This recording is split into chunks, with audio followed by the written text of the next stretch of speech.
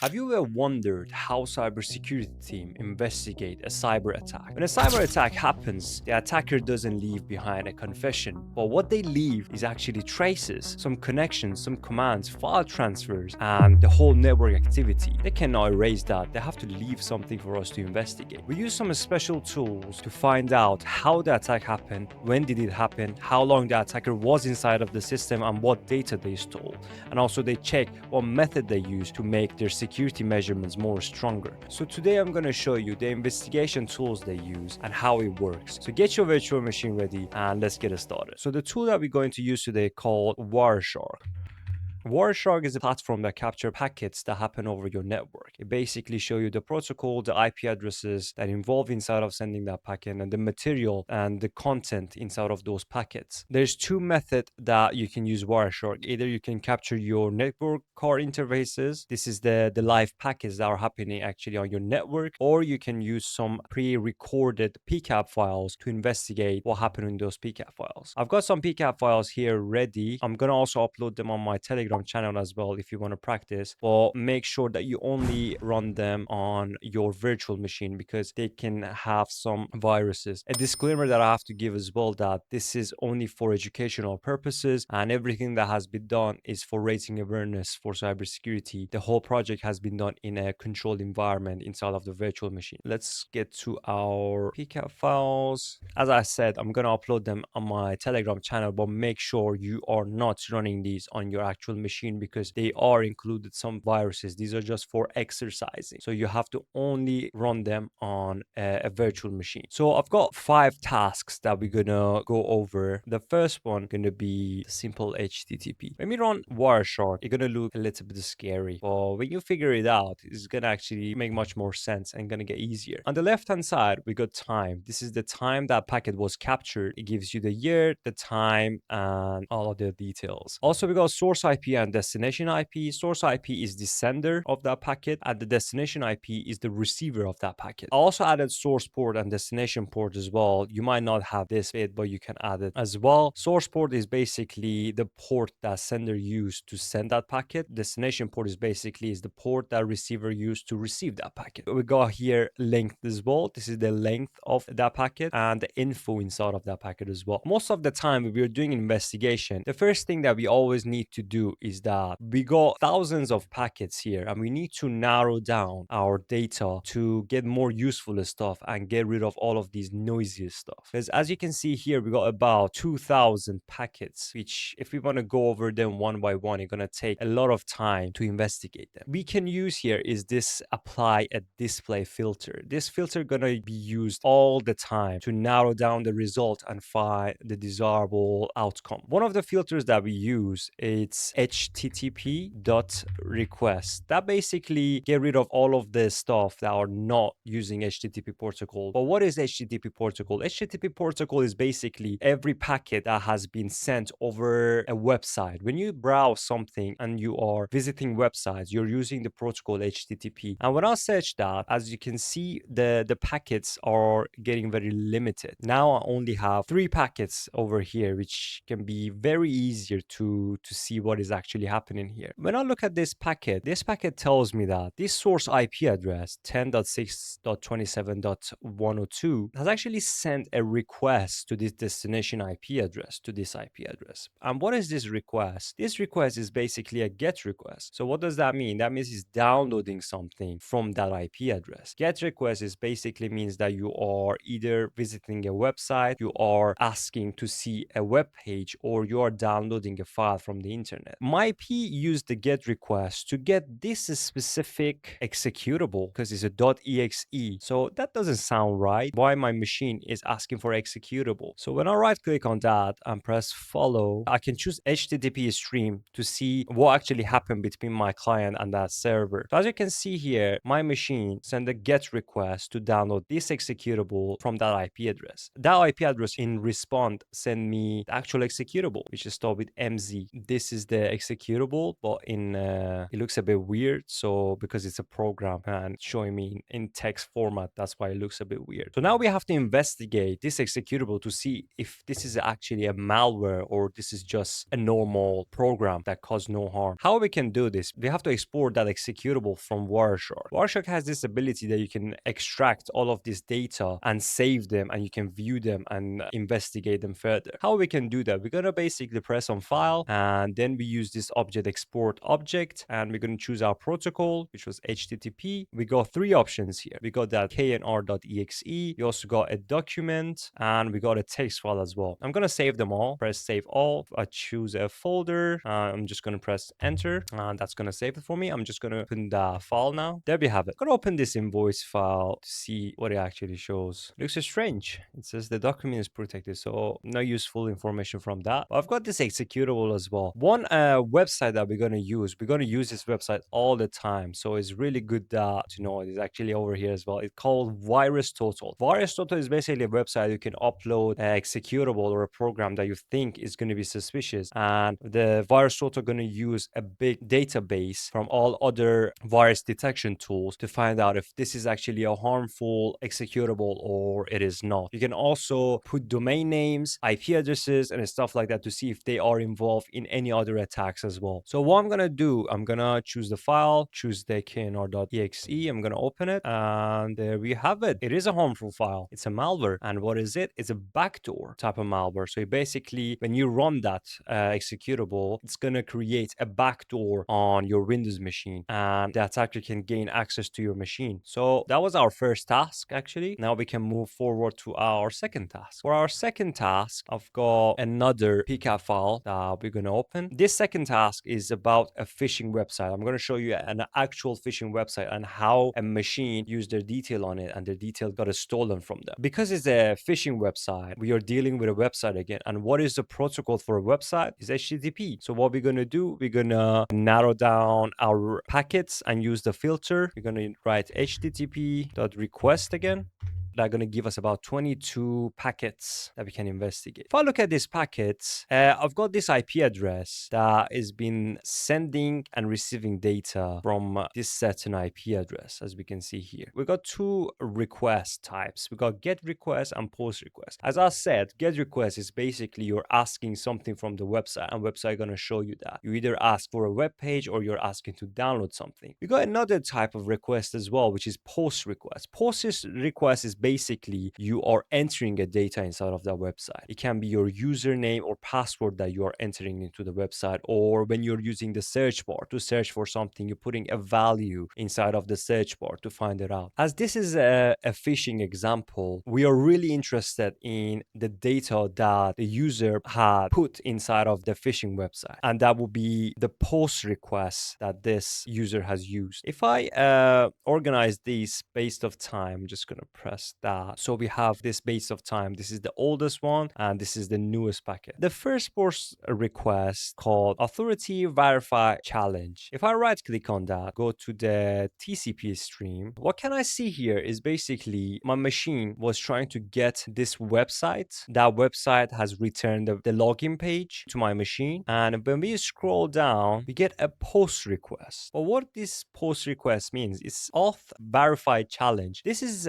basically a method that PayPal website use to check if the user that just entered to the login page is actual human or it's a bot that's trying to run a script. It's a script inside of this code, inside of this HTML code that automatically gonna run this command to find out if you're an actual human or not. But why this is happening? Is this not a phishing website? Why it is acting like a legitimate website? So the interesting part is that the attacker didn't build this phishing PayPal website from the scratch. They literally copy paste the code from the legitimate PayPal website, and they just changed the server to their malicious server, and they forgot to get rid of this verifying script that happened inside of this code as well. If I want to show you that, it's gonna be this section over here. This script is a bit that gonna verify if you're a human or not. So this script trying to send a message to the server and tell them that this is an actual human that's trying to get connected to this website, but because because there's no response made on the website, it's gonna return a 404 not found page because the scammer never built any response to this script. Moving forward, we're gonna go to the second post request that was over here. This is the most interesting one. We're gonna go for TCP again. This is where the victim put all of their detail in the website. As you can see, is a post request and it's on a login page as well. And when you look further, you find something very interesting. You see that here, it says login email and login password. And there's basically the email of the guy and their password here as well. And after they entered that, website showed them a code 200, okay, and that means they got into their account, but there was no account. It's basically just gonna show them a random page probably. But that basically means if the attacker had access to a Wireshark and they were just inspecting the packets, they can easily see all of the data that you enter in their website. They can easily see your password, they can easily see your username, and they're just gonna copy paste that and go to the legitimate PayPal website and they're gonna steal your account and your money. So if we want to get access to that phishing website and investigate it and analyze it to see how does it look like, we can do that with Wireshark as well. How we're going to do that is basically we're going to press on file, we're going to go to export object again because we are using the HTTP protocol. We're going to use HTTP. We got loads of stuff here. This is the phishing website. As you can see, it's called PayPal accounts login with 2n.myddns.com. So if I save all this again and open my folder, so we got a PayPal logo over here. We got a PayPal. These are the stuff that you use on the website. Got the PayPal logo. This is the actual website. If I double click on that, as you can see, it opens a website that looks identical like an actual PayPal login website. If it was me, to be honest, I'm just gonna fall for this because this looks really good. So whatever value now you write here and press enter or login, these values gonna be sent to the attacker as well, and they're gonna steal your data. There's also the code of the website here as well. You get, this is the verify challenge. As I explained earlier, when they try to do the verification to see if they are human or bot, they're going to show you a 404 code, which is a not found page because they don't have it. They didn't define any response for that. Now let's move forward. So the next PCAP file that I want to show you is about an attack that one of the machine got compromised and download a file from internet and then spread that malicious file through SMB protocol to the other machines on the network. SMB protocol stands for server message block, and this is a file sharing protocol over a network for Windows machine. So I'm just going to open up PCAP files. There we go. If I use the filter again and look for http.request to just check what that machine download from the website, I can see this singular IP address trying to get and post some stuff. One of the very interesting get commands is this one. This IP address is trying to get this file radiance.png from this particular IP address. And I'm just gonna follow that and go to HTTP stream, and as we can see, my machine was trying to get this particular PNG file. When we look into the respond of the website, we see this is not a PNG file. It starts with MZ. That means it's an executable file. When we saw earlier, we saw another executable file that was downloaded from the internet, and that kind of look exactly the same as we can see here as well. That looks a little bit suspicious. I'm just gonna close that. I'm gonna do the same thing. I'm gonna do follow. I'm gonna go export objects. I'm gonna go HTTP, and I'm just gonna save them all. And I'm gonna go back to the folder. We got a few different radiance and table.png and also a warming.png. What I'm gonna do, I'm gonna open a VirusTotal again, and I'm gonna upload them in VirusTotal to see if these are actually malware or not. Yes, it's a Trojan as well. That's why it was looking like a PNG, because it's a Trojan. Trojan is basically acting like something that you are actually not. That is a malware. Let's put the other one as well. This one is a Trojan as well, and also the last one, warming. This one is a Trojan as well. So what we find out is that this IP address, this is my local machine, communicate with this website and downloaded this malware from that website. He downloaded this one, warming one, downloaded a few different type of malware from the same IP address as well. So this is the beginning of the attack. One of my machine machine download a random executable from a singular IP address, and now this machine is compromised. So what happened now is that this machine is trying to spread this malware through its network. It's trying to send this malware to other machines that are on that network. That's how an attack gets spread out inside of an organization or a company. For doing that, as I said, the method of the spreading was SMB. SMB method was used, and you can see that this IP address that download those malwares is trying to communicate with this certain IP address and other different IP addresses as well. So that basically means it's trying to send those malwares through SMB protocol to other machines in that network. To extract those as well, we can go to export object and we go to the SMB this time. As we can see here, we got more executable files here. That means it's exactly trying to do what I just said. We're just going to save all these as well. And if I open VirusTotal again and upload them on VirusTotal, one of them was this, the same name as well. Again, Torjon Banker this time, because Torjon Banker is probably act like a banker software. Let's upload the other one. There we have it, Torjon Downloader. Great. It's getting better and better. That's it. That's for the third PCAP file. Let's move forward. The fourth PCAP file is about a spam email. It's basically one of the machine has got compromised and it's sending some phishing and scamming emails to all other machines on the network. For checking the emails getting sent and received inside of your network, you have a certain command that we're going to use. For seeing the emails, we use smtp.data.fragment. And when we do that, we see all of the emails. One thing that I forgot to say is that SMTP stands for Simple Mail Transfer Protocol, and it's basically a protocol that used for sending and receiving email. We can see all of the emails that have been sent, the subjects, the contents, and who has sent those emails. When I briefly look at the messages on these emails, they look a bit suspicious. It says, hurry up and pay.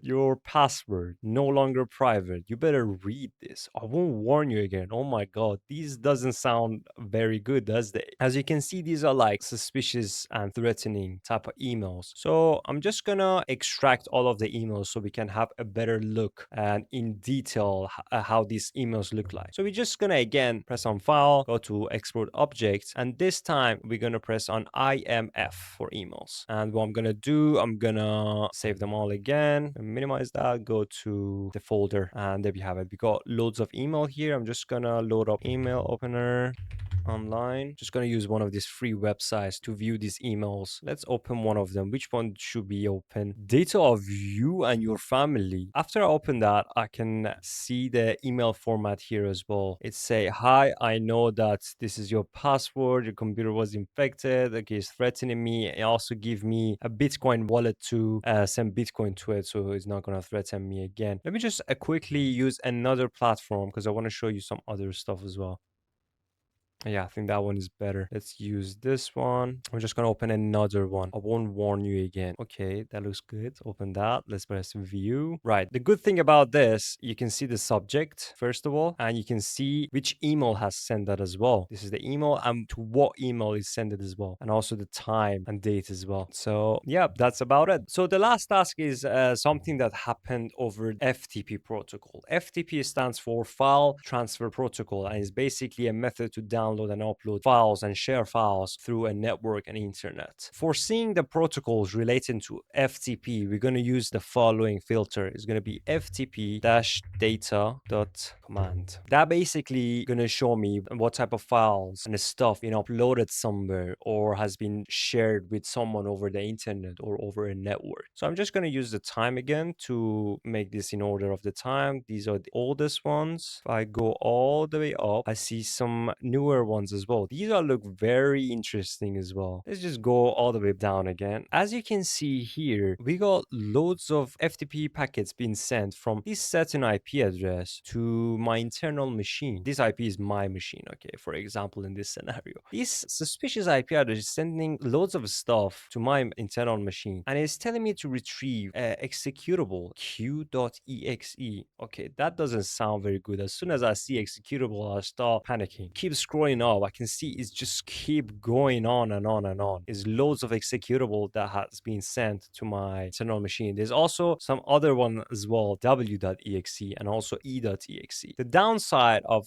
FTP is that we cannot use file export object for FTP, and we have to do it manually. So I'm just gonna right click on one of this, and I'm gonna hold on follow and go to TCP stream. What we need to do in order to be able to save this like the other task that we done, we need to change the format of this file. We're gonna press on this show as instead of ASCII. We're gonna press on that, and we're gonna choose the format raw. When we do that, now we will be able to save it. I'm just gonna press save as now. I'm gonna go to my folder. I'm just gonna give it a name as well. I'm gonna put it sus 1, and I just save it. And now let's go back and see how does it look like. It's executable, as I said. Let's use VirusTotal and upload it in VirusTotal to see if this is malicious or not. Of course it is suspicious. How can it not be? It's again a Trojan, and it's called e.exe as well. So it's a Trojan. That's not a good sign. What that tells me is that this IP address has been forcing my machine to retrieve this executable, and my machine has been downloading this file and running all this time, all this during this time that we were here. Loads of malware has been sent to my machine as well. But the interesting part is, okay, what happened after these malwares that we sent? Now I scroll all the way to the top. I can see that there's a few that looks a bit different, and they are not using the retrieve command. They're using the store command. This time, my IP address is sending stuff to the malicious IP address. Okay, that doesn't sound very good, does it? So what are these though? It's like sending some things. It has like big length as well. You can see the length are really high. That means there are some data that are getting sent out of my machine to malicious IP. So I'm just gonna do the same thing. Right click on that. We're gonna go to follow and TCP stream. If this is again on this format, you need to change this to raw in order to save it. And we're gonna save as, and we're gonna name it sus2. And I'm gonna go see what does it look like. Okay, it's a text file. Wow, I cannot believe this. I'm like acting like I haven't saw this before. What this actually happened, I mean, like, is obvious, doesn't it? It's basically uploading a file to the malicious server, and what is uploading my account name, my passwords, and what platform that the username and password belongs to. It's uploading my Outlook email and password, my banking email and password, loads of other type of account as well. So that executable ran on my machine and made my machine to gather all of my username and password from my machine and send it in formats of a file to the malicious server. So it's been sending the same log file over and over again in HTML format as well. And what is actually happening is that it's sending the same file, but when it finds a new password and username, it's just updating that file and sending the newest version of that to attacker's server. It uses different ports every time that it uploads, so it's gonna avoid detection as well. And there you have it, guys. I hope that you enjoyed this video and got an idea about how investigation happens in cybersecurity. We're gonna use Wireshark in the future videos as well, so it's a good practice to learn about it as much as possible. Make sure that you go get some PCAP files and start practicing and use the methods that I show you today to improve your skills. If you have any questions, just drop it down in the comment sections for me. Don't forget to like this video and hit that subscribe button. And again, thanks for watching, and I'll see you in the next video.